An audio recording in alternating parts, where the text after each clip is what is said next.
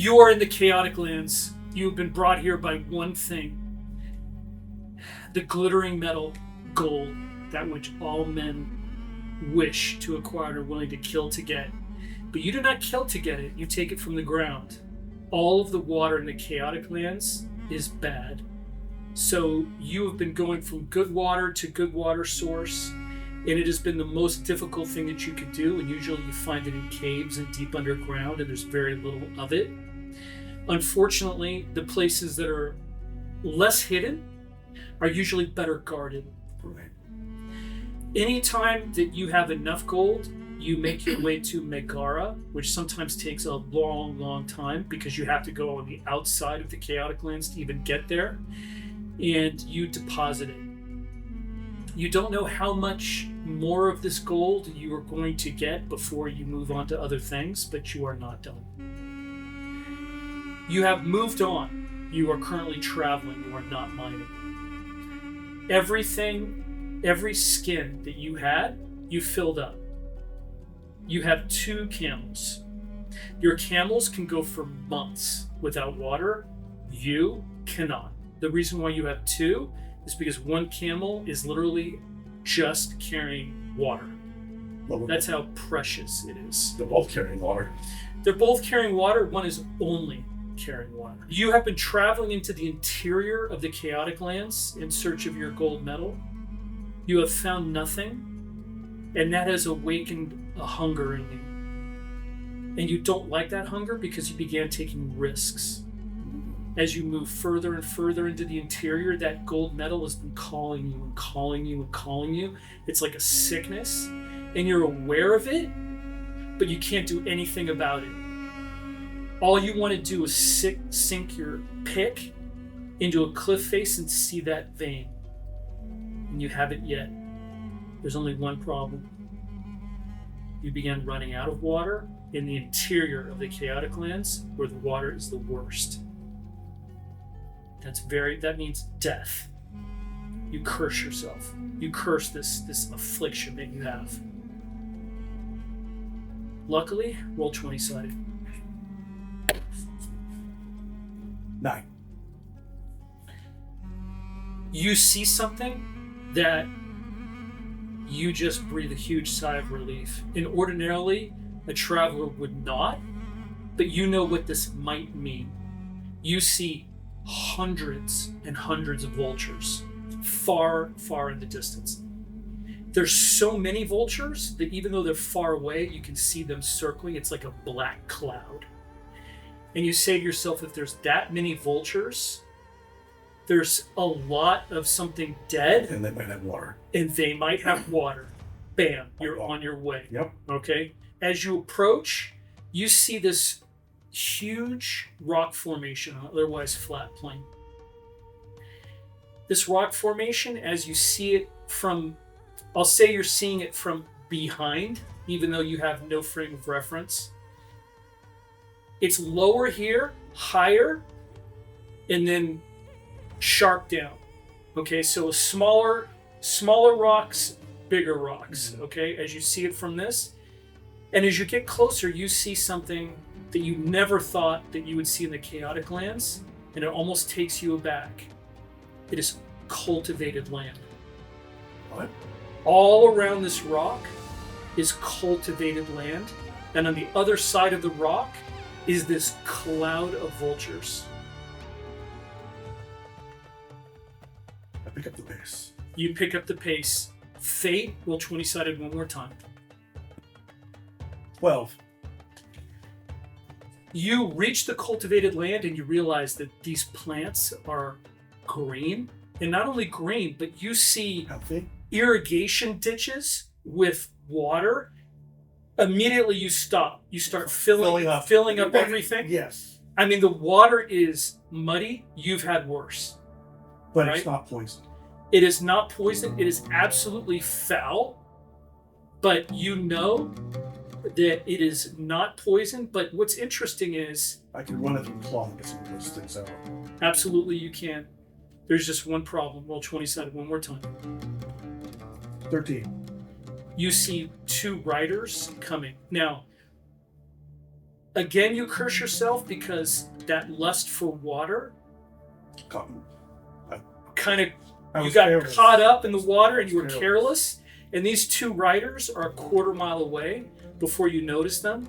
They're not upon you, but they're coming. I get all of the camels. You get on one of the camels. These two riders, they are immediately recognizable as warriors.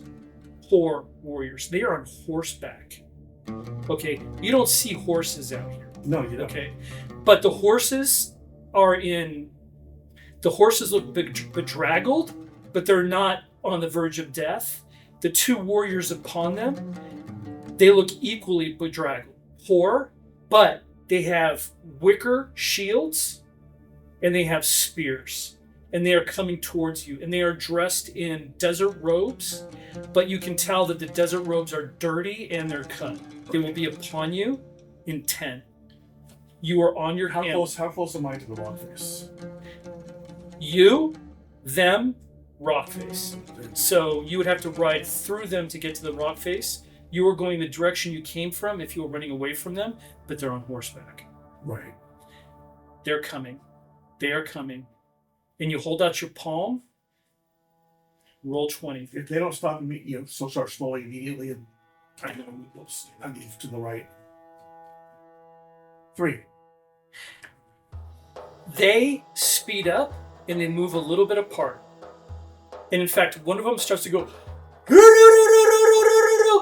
like a desert call that's designed to carry. I break towards one of they go like this. I match this one with my spare camel in between. Fate, and you go towards one of them and he goes towards you. The other one keeps going in an arc like he's trying to get behind you. The good news is you're going to engage the one on the left before the one on the right gets behind you. It'll be one-on-one and then one-on-one if you choose that fight. I draw my sword. You draw your sword. You have a shield, you have a sword, and you go. He has a spear though. He's going to be able to get in on you before you on him, but Right. you do have a shield. No shield. Okay. He comes, bursts into a gallop. It's not quite a gallop, it's more like a fast trot at the last minute. Do-do, woof! I block it out this way. Stop breaking. Fate, roll 20-sided. 9 on the die. You do, and you come in, but when you come down, he blocks it on his shield, and he... I was breaking the spear. Okay, you... Correction, I give you a fate. Roll one more time. 3.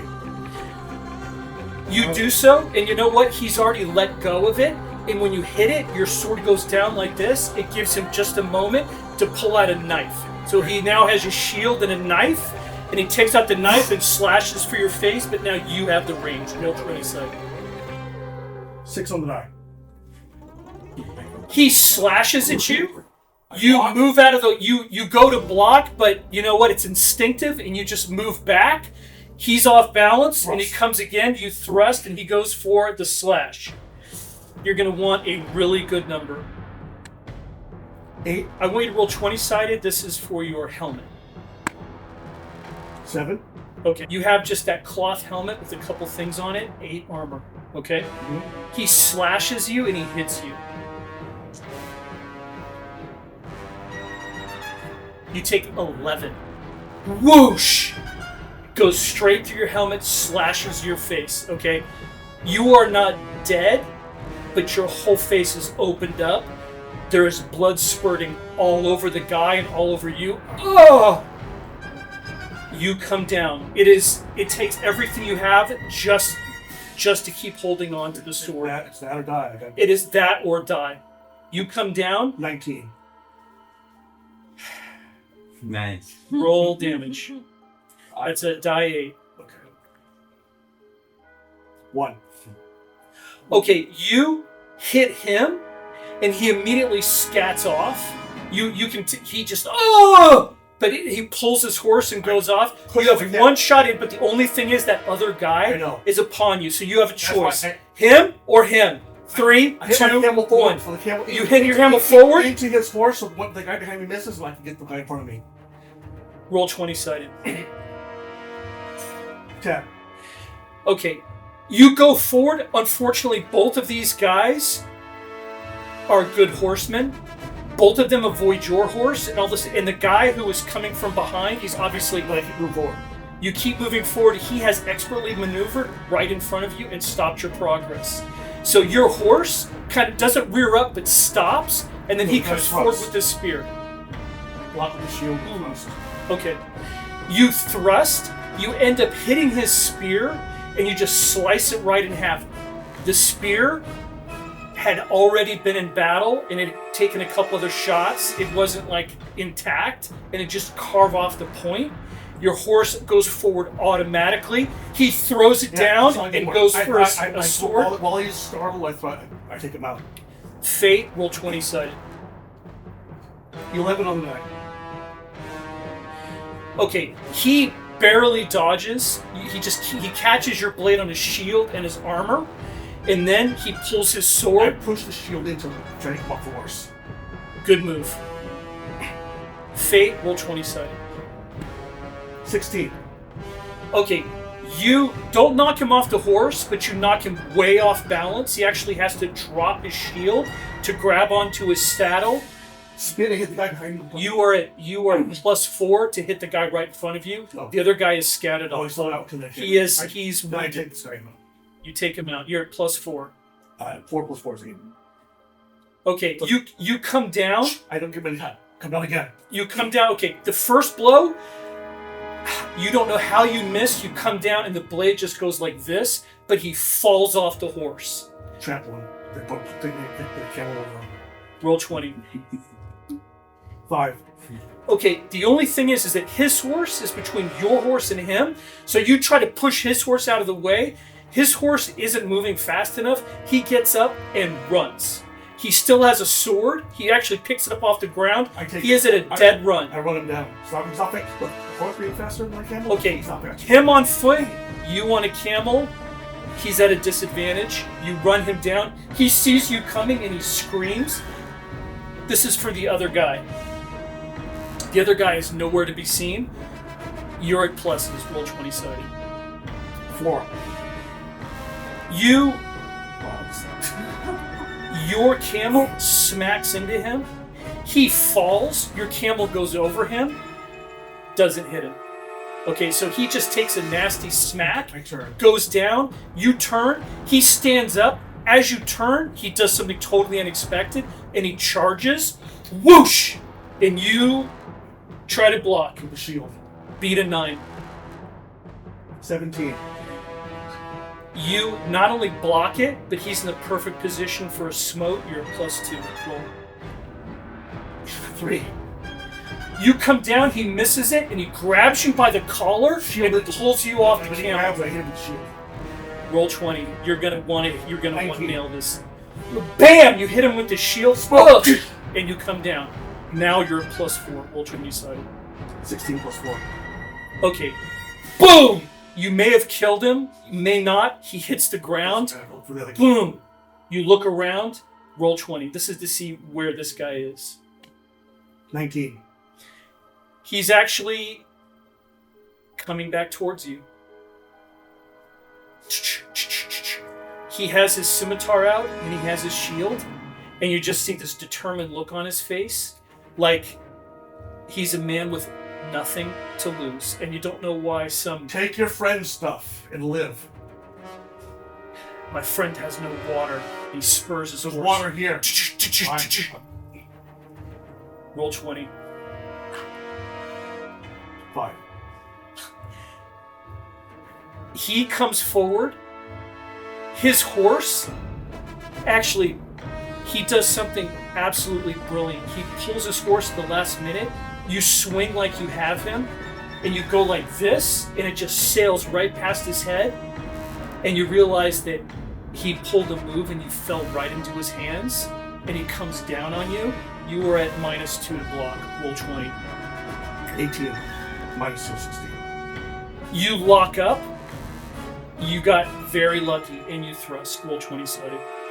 15 on 9. Alright. Roll damage. Roll anything but a 1. 7. You stab into him, oh! And you thrust in. Move his face. I knock him off the camel. You knock him off his horse. You can put down 2 bandits. And 2 things. One, where the hell are they keeping the horse? You are really hurt. Yeah. Okay. When you go like this, you realize your fingers go all the way into your cheek. He opened up you have sinus passages underneath your cheeks here. They went all the way into your sinus passages. You literally scream as your fingers go into your sinus passage. You're like, whoa! There's blood everywhere. This is a pretty serious wound. It might kill you if you bleed to death, but it's not deadly now. The second thing you think, just because you are who you are, is if there's water in these fields, somebody else is here. Why are they after water? What do you do? Roll 20. 2. First thing I do is reach my packs, get some sort of clean cloth, like by doing. You do so, and as you do, you are a lot more alert this time. As I said, small rocks, big rocks. Around these rocks, you see dust. Something's coming. I'll go the other way. Good move. Roll 20. 10. All right. Go ahead and put mounted combat experience, and you can put that as a skill on your paper, no level. Sinbad, go Roosh, roll 20-sided. 19. 10. Okay. You two know each other. You're both very fun-loving, roguish. There is a place in Megara called the Shisa. And the Shisa is a place where it is deep in the lawless part of Megara. Megara has basically 2 areas. It has an area for outlanders and an area for the natives. All right, the area of the natives, there is law, there's order, there's patrols, there's whatever. And then for the outlanders, it's kind of the opposite, okay? The Shisa is in the worst part of the outlander part of Megara. And it's where all the caravan guards go looking for work. Everybody who has a dagger or a sword for sale goes to this place. And there are hookahs, there's every manner of drugs and alcohol, there's just overstuffed chairs, there's fights that break out. You know, one person dies there about every week. It's just, but you guys love it. And you love going there, and you love hanging out with everyone else and talking and telling stories of sword fights and being with the other warriors and getting hired out. Both of you are experienced caravan guards. You know the area around Megara quite well. And to be honest, your last job, somebody came in and you were both really glad to see him. His name is Thalon. And Thalon is kind of a roguish woman's man type, just like the both of you. And he always has a huge smile on his face. He's a very generous man. He can be trusted. He has no morals whatsoever, but it's like, you know that when it comes to the people that he employs and what he's up to, he always pays out. He's lucky. Wherever he goes, everything just turns to gold. And you love this guy because he goes out and he finds things in tombs and he sells them to the Sangmal and gets a lot of money and always kicks back to all the guards. And so when he walks in, everyone cheers. You guys are late in the season. Not too much happens in the summertime in Megara because it just gets way too hot. So you guys are looking for your last job before summer kicks in for real, and all of a sudden Thalon walks in. Thalon! My friends! My friends! Everyone loves this guy. You're immediately hired, and he's going into the chaotic lands, which you've never been into the chaotic lands. You're not quite sure how you feel about it, but he's well financed. He hires a bunch of guards. He hires 15 guards. He has a bunch of camels that he loads up with water, and off you guys go. And as a matter of fact, Thalon has already made contact with the local bandit lord. He fancies himself the Bandit King. His name is Alreus. And you guys meet up with horsemen from Alreus, and you don't like them too much, but Thalon seems to have a magic touch with them as well.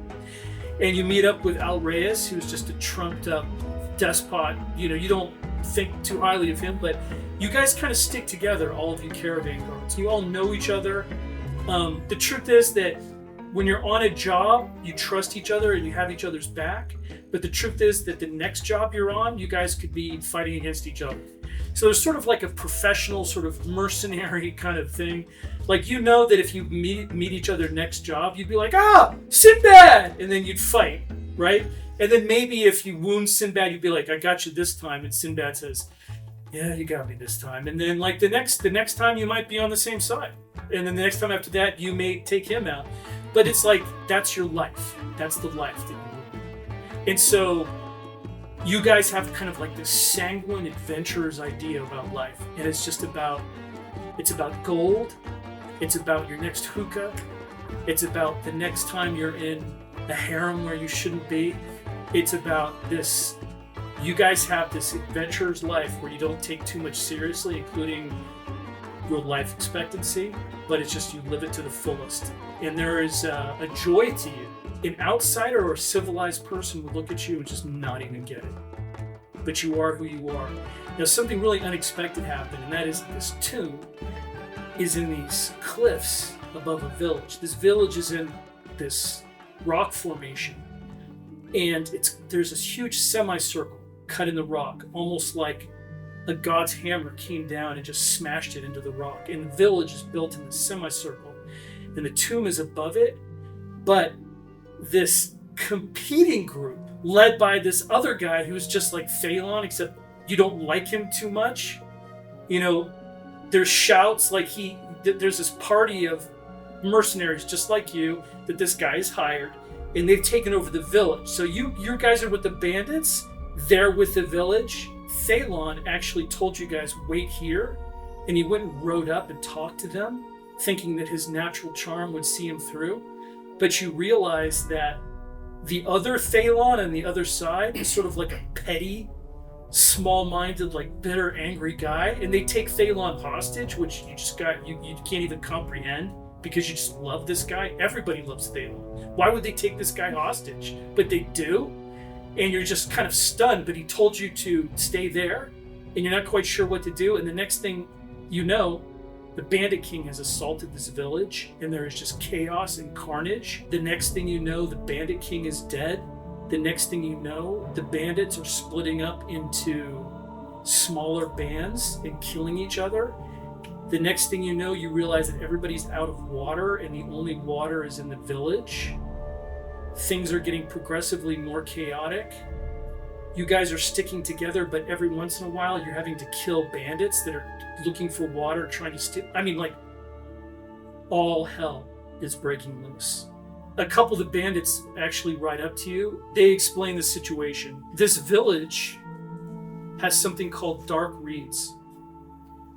And the dark reeds are in a cave in the smaller rock formation over here. And they grow in darkness. But if you harvest the dark reeds and you put them in poison water, it cleanses it for a time. And Al Reyes, the Bandit King, has been stealing these reeds from the village and cleansing water. It's why there's so many of them and you're on horseback. It's because they've been stealing the reeds from the village and stealing pretty much everything from the village that they wanted to. And the fact that this village was not defending itself was this problem for you guys. And you realize that, you guys are kind of out of water too. And as a matter of fact, a discussion breaks out, and half of these caravan guards, you guys start to kind of split up too, find water and just move to Megar as fast as possible. This group has decided to do this, and you guys have been kind of left behind. Not the two of you, but the two of you plus the following: Hurin, Maz, Hidu, Sagar, Sinbad, Garouche. There's 6 of you in all, and you guys have decided to stick together. You've moved completely away. You are a few miles away from this village, and you've spent this horrible night in darkness with these bandits running around everywhere, looting, killing, forming small bands. forming bigger bands. This leader gets killed, going into smaller, like just this absolute chaotic night where none of you slept. It was just combat every few hours. And now it's morning, and you're coming to the realization you guys were relying on these bandits in the village for food and water, and there is no food, and there is no water. And you're in the middle of the chaotic lands, and everybody that you relied on for guides is gone or trying to kill you. And there's not even a fire because there is no wood, there is no nothing. You burn dung. But all the guys that had dried dung, they're all gone. Dead, in bands, whatever. And you wake up the next morning and Hurin just kind of shakes his head. And he says, "What now?" Megara is days and days, if not weeks and weeks away. We have no water. We have no food. We have no dung. If it gets cold, we're going to freeze to death. Where do we go? I think our best bet is to find the people who cut our purse strings. We were employed by Thalon, and now we get word that he's dead. I imagine whoever did the killing is a little bit richer. They could use our services. Maz kind of looks up and he nods and says, "So back to the village?"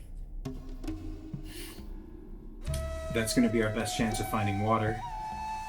And I imagine whoever moved against Thalon is in pretty rough shape. I think us being fresh, yeah, we've taken a few scratches, but probably nothing compared to the shape that the party is in off Thalon. Thalon was a good fighter. I know that he didn't go out without taking a few of them with him. So I would say our chances are pretty good there. They need the help, and we can offer it. And they probably have money. Sagar, he's a big guy, but he's kind of, all he does is complain all day long, which kind of drives you crazy, but he's a good warrior. He says, "I'm starving, I'm cold. Whatever we do, we need to start moving. I'm freezing. I'm going to die. I can feel it. Touch my forehead. Touch my forehead." And you touch, he's so big that it's almost like a little kid's hand touching his forehead. He's like, "Can you see? Can you see?" And of course he's fine. He's like, "I'm going to die. I'm freezing to death. You understand, my body, it's bigger. I require more food to keep warm. And now I'm going to die because I'm freezing to death. Do you understand?" Calm yourself. You just need water. And we'll get some in the village. Maz says, "Yes, if we're going to die, it's going to be of thirst, and it's going to be today." I agree, we go back. Roll 20-sided, roll 20-sided. 8. 7. You guys argue for a couple hours, but the truth is that what are you going to do? You guys don't think you could find your way back to Megar. You might, but there's no water. What are you going to eat? There's no animals running around. All the water's poisoned. There's all the vegetation. There's nothing that's higher than 3 feet off the ground. There's no trees. There's no nothing here. There's only one thing to do, and that is to return to the village. And you do so, and you arrive there a little bit past midday. Roll 20-sided one more time. 11. 12. And you see a different village. You see vultures circling, hundreds of them. And the villagers have sort of divided into groups. One group is gathering up the dead and they're burying them just outside the village in shallow graves. Now, of course, when they see you, screams and they run back to the village. And you see the village is actually taking just quickly formed adobe blocks and they're walling up the 3 alleys that lead into the village proper. Like the village had these little narrow alleys going in, so it was actually pretty defensible, but they're like walling them up now. And so 2 groups of villagers. You see the ones that are burying the dead and the ones that are walling up these 3 alleys. And all of a sudden, as you come riding up and it's, your camels are ornery, you guys are tired. You hear the screams and you just can't even be bothered.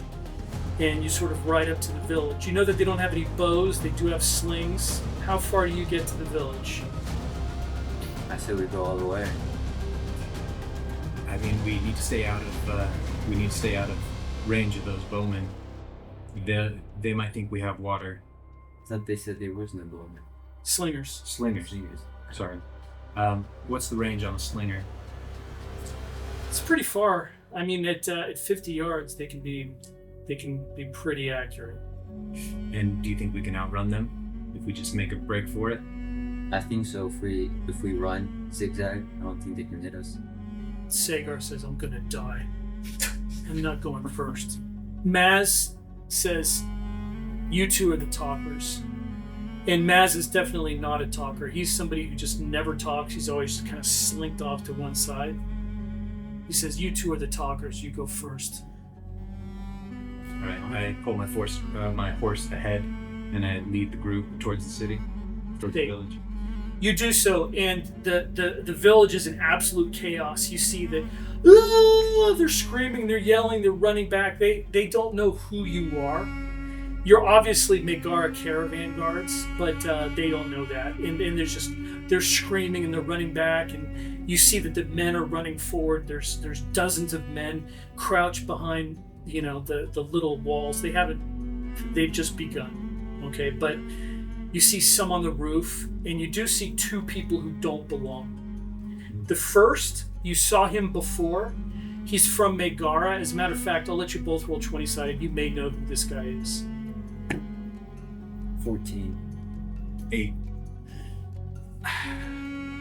You think you might know him? He was a popular gladiator in the fighting tower of Megara who was freed. You're pretty sure it's the same guy. He looks cut to pieces. He's just covered in bloody bandages. But he's just standing behind one of the walls, just expressionless. I gesture. I say, Sinbad, friends of yours? And you see another guy who just does not belong at all. Everyone for leagues and leagues and leagues for every direction is very dark. Olive-skinned, black hair, swarthy. This guy is blonde and blue-eyed. He is from a long way away. All right, he's just total stranger. He's dressed in a fine cloak, and the cloak is now in tatters. The cloak hid fine armor. And he stands with a long sword, which is also a weapon that is not seen in these parts. And he stands with the guy that you think is an ex-gladiator. And they're the two that do not belong, and they seem very calm as just chaos is erupting all around. And they are talking with the villagers, and the villagers seem to calm as they speak. And I go to the villagers and say, we're coming in peace, we mean no harm. You step forward. We come in peace, we mean no harm. Roll 20-sided, this is important. Do I know him? 5. A slingstone whizzes past your head. The truth is, slingstones go so fast you can't see them, but as it whizzes past your head, it sounds like an angry bee. Zzz, and you're like... If it had hit you, it would have been really bad. But actually, you see the blonde, blue-eyed man, the Outlander. He steps forward, and he speaks. He has a thick accent, but he says, he holds up his hand like this, and he says, "You were the guards with Thalon." Yes. We're Hired guards. We work for a coin. Thalon is dead. We heard. We're just here to find water. Roll 20-sided. 12. He says, you did not attack the village. We were ordered to stay back. We don't know why. But as soon as we heard the news of his death and saw that we were out of water and the village in chaos, we thought they could use our help. There must have been a great fight that took place. Were you in that fight? Yes. You hear a voice off to one side, and the voice is like honeyed wine. It is a woman's voice. It says, "Do you seek vengeance?" and there's just like 3 levels to the voice, like wine. Like you taste cherries and then peach and then clover and then honey, and that's how the voice is. There's like levels to it. I say, And you look vengeance over, doesn't pay well. you see fate. You see a woman, and you cannot hide curves. She is olive skin, huge huge brown eyes, black hair, but she is veiled, but you can't hide it. She is gorgeous. The accent is Sekhmet. In Sekhmet, they speak a language that's like modern Thoth. It's different than what you guys speak. And you can tell by her accent that she is from Sekhmet, and she looks like a princess. And you're kind of taking like a Sekhmet princess is in this village in the middle of nowhere, and you're just sort of taken aback. And when you say there's no money in vengeance, she laughs. And the laugh is like a waterfall in the desert. And she says, I'm in the need of tomb raiders. And when she says that, the villagers a weird dynamic kind of goes through the villagers. They kind of look at her and look at you guys, and you're not quite sure what that means, but she seems very sure of herself when she says that. I need tomb raiders. Does it pay well? Water first, and then we can speak. When the woman speaks, you see the blonde, blue-eyed man withdraws. Like he's had, even though this man had like a strength to him, like you could tell that this guy is a warrior, he's a leader of men, he has strength to him. As soon as she started to speak, he just withdrew. Like he has decided that he is not a leader, that he is just someone who is here, and you're not quite sure why that is, but she has kind of assumed a leadership role. And she says, come, you work for me now. Sounds good. Who might we have the honor of serving? I'm Nashara. Mishara, well met. And she nods, and she says, I will tell you what I seek, so there is no misunderstanding at all. I do not seek gold. Whatever gold you find, you can have. I am from a noble house of Sekhmet. I desire to rise my house up once again. I seek things to aid me, things that could not help you at all, that you know not how to even use. But if I want something, I will take it. But all the gold and all the silver and all the precious stones, I do not care for it all. You may divide it amongst yourselves. Everyone else from the party, she shrugs. And then she gestures over to the blonde, blue-eyed man, and she says, he seeks only knowledge. Him? And she gestures to what you think is the ex-gladiator. Yeah. There's something weird about him. He's expressionless. And he hasn't stepped forward, he hasn't spoken. And she says, he is a good sword. You will cut him in. And he doesn't even nod. He just hasn't changed expression. And roll 20-sided for him. You got it? You got it. Okay. 6. It should have been. You don't know what his deal or problem is, but it's almost like he's a non-person, if that makes any sense at all. Now, there are some people who act like that who are psycho killers. And there are some people who act like that just because they have no personality. You don't know who this guy is, but he's just like a wall. Doesn't speak, doesn't do anything. And as you guys go forward further into the village, he does not come with you. His name is Moore. And you do also learn that Darian is the name of the Outlander. Darian does not go with you. Nashara gives you food and water. When she speaks about the tomb, anytime there's villagers about, but she orders about like servants, get them water, get them food, and they do it. But every time she talks about the tomb, you sense that weird kind of undercurrent. Mm. And they sort of look at her and they look away. And obviously, these villagers owe them a debt of gratitude and they act like it. But there's something strange going on. And there is one other thing that you discover. And that is that everyone else in the party that helped the villagers is either dead or wounded, and they are in the cavern with the dark reeds being tended to. And you have not met them yet, but they say that they may die. They are drifting in and out of consciousness. I want you guys to roll 20-sided one more time. Okay. And just as a small bit of flavor, when a servant brings me water, I make a point to make eye contact and put my hand on the shoulder. So thank you. You do so. 17. Okay. Fate, and I want you to roll one more time, and this is in regard to what you just did. That's 16. When you do that, the villager he looks at you and he smiles and he says, "My name is Anki." He kind of looks at you and then he looks at this beautiful woman, Nashara, and he kind of looks back at you and he leaves, and you can tell that he's very fascinated by you guys. Okay. Roll 20-sided. Do I get a sense that he distrusts Nashara? No.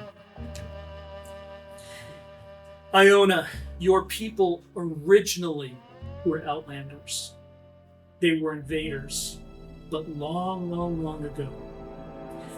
They were savages from the steppe, enlisted by the Sangmon for conquest, destruction. In certain places, members of your tribe settled down, and in one of these places was the Chaotic Lands.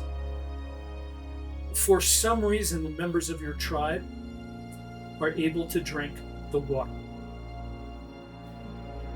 The original inhabitants of the Chaotic Lands were your people, but there was just handfuls of you.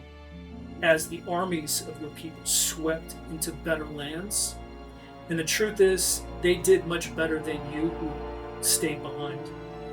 You stayed behind and your people became more primitive, more superstitious. They left in handfuls for the cities. They left for opportunity. They left for jobs. They left for food. The life, the weather in the Chaotic Lands got worse and worse. Other people came in. Your people retreated to the rocks, retreated to more and more barren places. You were perpetual outsiders. You don't look anything like anyone else because your people were originally from far, far, far away. You don't believe you and your brother did not believe any of the superstitions of your people. In fact, you used those superstitions to trick people, to steal from them, to lie, to get things. You would dress in your costumes and terrify caravan guards, and they would scatter and you would steal from them. You are the thing that went bump in the night. And it served you well, and you were very cynical, the both of you. You believed in no gods, you believed in no legends. As far as you were concerned, the Maw of Rot was a costume that you put on and your brother put on to steal, to rob. Your brother passed away, and you have been trying to do this alone. Roll 20-sided. Right. It has been extraordinarily difficult. As a matter of fact, there are times when there's been no food for days. Water you've had only because you know where all the pools are, and it's all poison, so you're the only one who drinks from it. Food is becoming increasingly hard. Fuel for fires is increasingly hard. The weather is hot, you bake. The weather is cold, you freeze. You slowly start to lose your mind. Roll 20-sided. 12. You get to the point where you speak to yourself, and then you realize it, and you're like, I feel like I'm going insane. You are isolated and alone, speaking to yourself. The wind seems to speak to you, the night seems to speak to you, and all of a sudden your dreams start to come alive. And then there is a complete break with reality, where you just see things better. And everything you think you see that you shouldn't see ends up to be. You see a rock and you say, behind that rock is a mouse. And you stare at the rock for minutes, and then a mouse emerges. And you say, that should not be. I should not know that. You say, a bird will fly across the sky. and you wait for a moment, and there's nothing in the sky, and all of a sudden a bird flies across. And you realize that you are attuned to something. Something strange has happened. You no longer speak to yourself, but it's like you see things differently. And you realize that all the things that you can see now, it's almost like you have a supernatural sight. And all of the weird legends and lore that you and your brother were raised with that you thought were nonsense, all of a sudden you begin to think were maybe true because you begin to see evidence of it. And every day you see this, so we will not speak of it, but there are ways that the supernatural has come alive to you, and you begin to have these vivid dreams. Roll 20-sided one more time. 2. You realize something. You realize that your costume of the Maw of Rot is nothing how the Maw of Rot looks, because you see it. You realize that the Maw of Rot is real, and is a creature, and is nearby, and is about to be awoken. And you see it in your mind, and you immediately travel to a certain cave, and you know in this cave is a chest, and the chest was left by your parents who are long dead. And you dig open the chest, and you open it, and you see a bronze pendant that went on a staff, but there's only about 6 inches of the staff, because it was broken off. And the pendant is of a hand with long nails like this. Can I affix it to my weight? You can, not really, unless you take off the weapon end, okay? Okay. Now, this pendant was made into a necklace, but the staff was not taken out. So it's actually like wood, broken wood in it, and then a bronze hand like this with long nails. And this was from legend. And it is a ward against evil. Well, not precisely. Anytime you would show this to evil, like the Maw of Rot or anything else, it would pass you by. Does that make sense? Mm-hmm. So if the Maw of Rot actually came and you held this up, Mm-hmm. it would pass you by. It would not harm you. And you immediately grab it because you've realized that this is truth, that everything is true. And it's hard to impart how your mind even works, how this weird plane that you're on has operated, that it has convinced you that the legends of your forefathers are true, that the Maw of Rot is true, that this pendant is true, that everything is true, and the Maw of Rot is about to be awoken, and you must go. Okay, falling. Fate, roll 20-sided. 15. You easily move through the country because it is your country. You can drink the water. You know how to move through these lands. You know it better than anyone around because you are able to travel in it. And you find all kinds of tracks, and you realize that there are more people and more going on right now than has been seen in generations. And you don't precisely follow the tracks, but you always keep them in sight. So you know where they go. And you go further actually than you have before in your life. Roll 20-sided one more time. 14. You come upon a ridge and you look out, and you realize that there is a party of people traveling on camels that have looked out from this very spot recently. And you look out, it's the middle of the night, and you see just brilliant stars, and you know the names of all of them. And the stars just light this valley, and as far as you can see is flat land. And then you see the rock formation, big rocks, little rocks. In the distance, in the middle of these plains, and you see something that you don't recognize and could not recognize, but the ground is in patterns all around the rocks, and you have no idea why that would be, and you've never seen anything like it. And as a matter of fact, as your eyes become more accustomed to the darkness, and in fact, eyesight, I want you to put eyesight experience and put down your paper sharp eyesight. You are a savage. of this land. You are like a primordial human, the way that you move about. You've never slept indoors. There are things about you where you are just one with your environment in a way that a civilized person could not understand. And as you look out at night, you see that there are plants that you've never seen growing in rows, and that's what's making the design. And you're just quite shocked, and you don't know what that is or how that could be. Are there insects? There are all kinds, actually, I'm going to put fate, there's all kinds of insects, which is really unusual in the desert. They're only around water, and usually water that's not poison, but there are.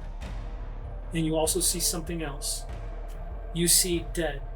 You see men on horseback, in bolts and knots. You see dead men. There is just combat happening all across this plain, but it is quite wide. So it's not like it's all happening in one place. For miles is just chaos. And you see more people in this one view than you've ever seen in your entire life. And then there, in this semicircle cutout in the big rock formation, you see the lights of a village. And you have heard of such things, but you've never seen them until now. You have never seen the lights of a village until this very moment. In the same way that I am able to predict that there will be a bird or a mouse, I look at the village and I say there will be animals there. And I Roll 27. 15. This feeling comes over you that is exactly where you belong and you will find friends. And you set out. You do hear a horse approach when you're about halfway there. It is coming, it is quite a distance away, but you hear one horse coming from this direction coming towards you. I don my helm so that it covers my face. You don your helm, Fate, and you wait. The horseman approaches, he will be on you soon. You see him before he sees you. You see a horse, a dirty horse that has not been taken care of. You see a dirty man who does not know how to live in the wild. Torn robes. He looks half civilized and half not. Wicker shield spear. Cloth helmet. He comes closer and closer. He will see you in 3. Do I sense that 2. he is not antagonistic? 1. He is not antagonistic that you can see, but he does not see you. When he does see you, he turns. Roll 20 sided. 11. He stops and he just freezes in place and says absolutely nothing, but he is just frozen looking at you. And you stare at him, and it's a long moment. Roll 20 sided one more time.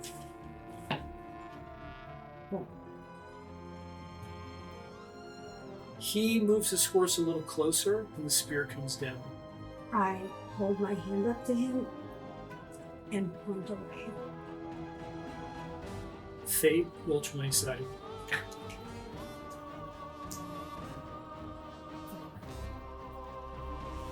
He says, "What are you?" And he inches the horse closer. Do I speak his language? Yes, you do. It's not your first language, but you do know the common language of Phrygia, which is what most of the people in this land speak. And that's what he speaks in, the common language of Phrygia. Not human. Fate, roll 20 sided. 19. He backs up. He backs up about 10 feet and turns his horse. When he sees that you're not moving, he just gallops off. I breathe a sigh of relief. Then keep making my way towards the village. Roll 20 sided one more time. 20. You make it to the village without incident. And as a matter of fact, you walk right up to the village. They're making a wall out of adobe. And you see that there are 3 narrow streets leading into this village. And they are making walls in all 3 of them, which you immediately say, well, how do they get out of this village if they are making walls on all 3 streets? And you just sort of think about that with your sort of heightened senses. And then you look and you see that behind the wall that you approach, you see 2 sleeping boys, like guards, but they are both, and you walk right up to them, and there's one asleep here, and there's one asleep here on the other side of the wall. And the wall you could climb over, but you may make noise. Well, when you say climb, I can't. I'm on horseback, so I can't. Roll 20. 17. The wall comes up to about here now. Okay. I vaulted on horseback. You move your horse back. You spur it into a gallop. The horse takes off. The boys wake up and scream. Roll 20 one more time. Ah!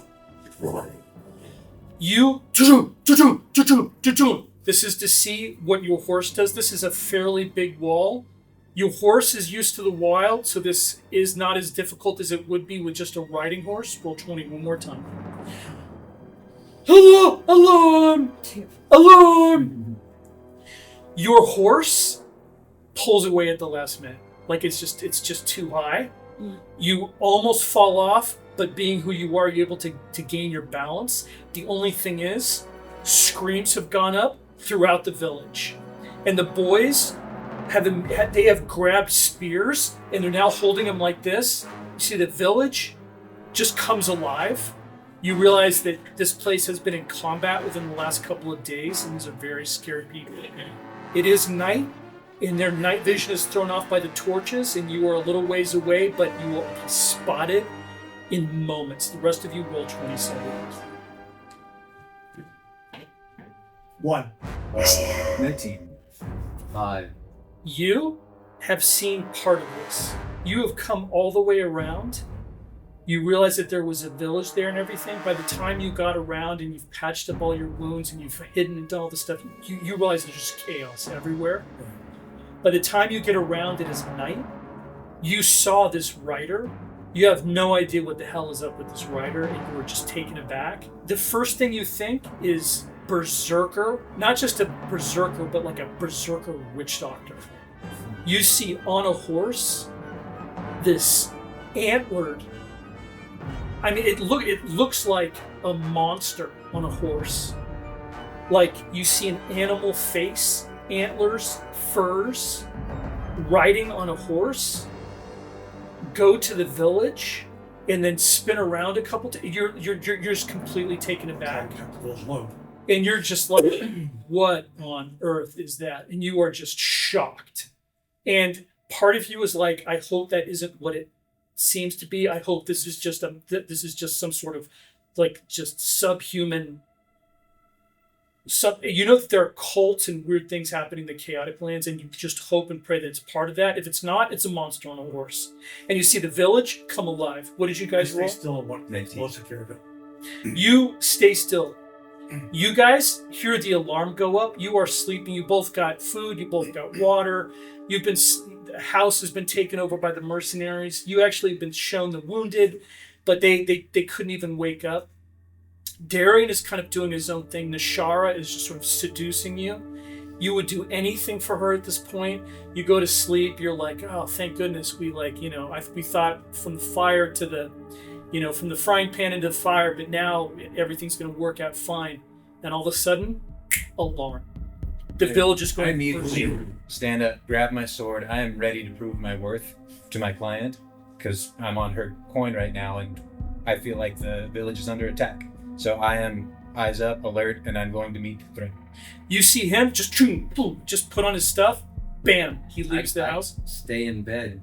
I said, you take care of it. Fate. And you stay in bed. Don't worry, Sinbad. I got this one. And you rush out, and when you do, you are almost knocked over by villagers because there's just people running 3 ways from Sunday, and there's screams. I say, what is it? What is it? Where is it? Ah! Ah! And you see actually Nashara come out of another house, and she says, "With me, let's go." And she rushes off, and you follow her, and there's a couple other mercs that are behind you, and you rush to where the village, and it's cliff faces everywhere except here.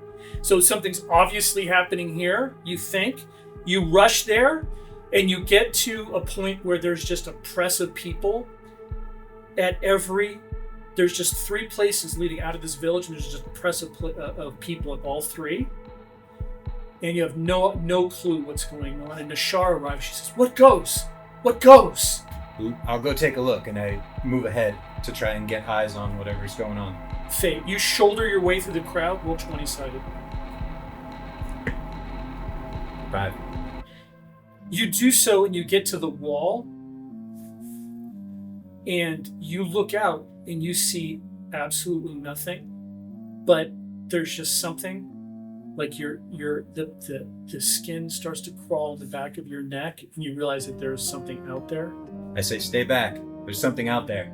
And you go, "Stay back, there's something out there." And you look like this, and everyone is 10 feet behind you, inching back. And you realize that they have the same feeling. I call for a torch. Light, now.